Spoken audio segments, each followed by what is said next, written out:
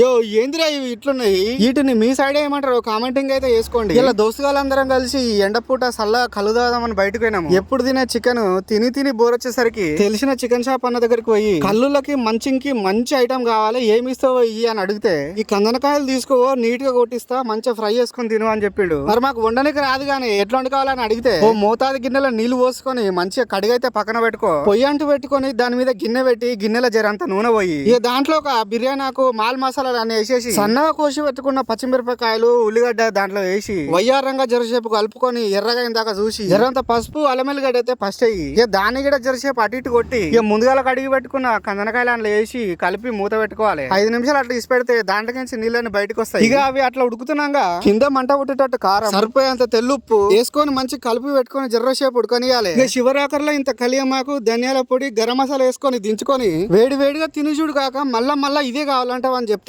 అన్న చెప్పినట్టు చేసి ఓ ముక్కను తీసుకొని దవడకేసి నములుతుంటే నాలుక మీద నరాలు నాట్యం ఆడినాయి అనుకోండి. అందుకాడ మంచింగ్లకి మీకు ఏదైతే బాగుంటుందో కామెంట్ అయితే చేయండి. టాటా బై బై నమస్తే.